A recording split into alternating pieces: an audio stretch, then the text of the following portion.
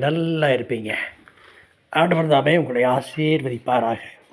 இந்த நாளிலே நாம் எப்படி பேச வேண்டும், எதை பேச வேண்டும், குறிப்பிட்ட நேரத்துக்குள் பேசி முடிக்க வேண்டும், பேசுகிற வார்த்தை மற்றவருடைய இருதயத்தில் பதியத்தக்க அளவு பேச வேண்டும் என்பது குறித்து, யாருக்கும் கோபம் வராமல் இருக்கத்தக்க அளவில் பேச வேண்டும் என்பது குறித்து ஒரு சிலதை சொல்ல ஆசைப்படுகிறேன். ஆதியாகம் என்ற புஸ்தகத்தில் 18வது அதிகாரத்தில் ஆபிரகாம் என்ற பக்தன் ஆண்டவரிடம், ஆண்டவரே கோவித்து கொள்ளக்கூடாது என்று அவன் பேசியது போல் பேசாமல் சுருக்கமாக அவரிடம் பேசியிருந்தால் நன்றாக இருக்கும் என்பது என்னுடைய யோசனை. அதுபோல் சில பேருக்கு மைக்கு கொடுத்து விட்டால் பேசிக்கொண்டே இருப்பார்கள். டைம் போவது தெரியாது, நிமிஷம் போவது தெரியாது, மணிக்கணக்காவது என்பது தெரியாது. நாம் பேசுவதற்கு முன்பாக பேச அழைப்பவர்களிடத்தில் கேட்டுக்கொள்ள வேண்டும்.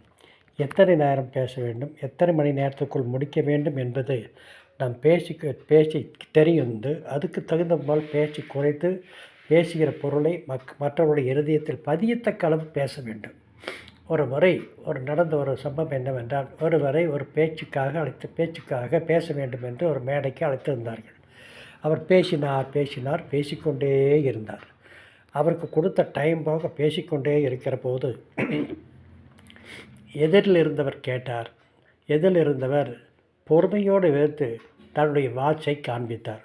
வாட்சை காண்பித்த பிறகு தான் இவருக்கு தெரிந்தது, ஐயோ நான் வாட்சை மறந்துவிட்டேன், சாரி, ரொம்ப நேரம் பேசிவிட்டேன், என்னை மன்னித்து விடுங்கள் என்று சொன்னாராம். அதற்கு அவர் என்ன சொன்னாராம், நீ வாட்சை கட்டிட்டு வரலாட்டி பரவாயில்ல, எதுக்காலேயே கேலண்டர் இருக்குது, அந்த கேலண்டரையாவது பார்த்துருக்கக்கூடாதா என்று கேட்டாராம்.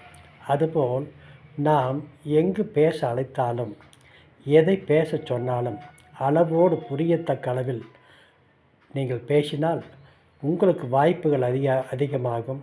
கேட்டவர்களுக்கு அது சந்தோஷமாக வாய்ப்பு கொடுத்தவர்களுக்கு அது சந்தோஷமாக இருக்கும் என்பதை இந்த நேரத்தில் தெரிந்து கொண்டு நம்முடைய பேச்சை குறைப்போம், பேச்சை நிதானிப்போம், சரியான பேச்சை பேசுவோம் என்று நாம் இந்த நாளில் முடிவு செய்வோமாக. மீண்டும் நாம் நாளை சந்திப்போம்.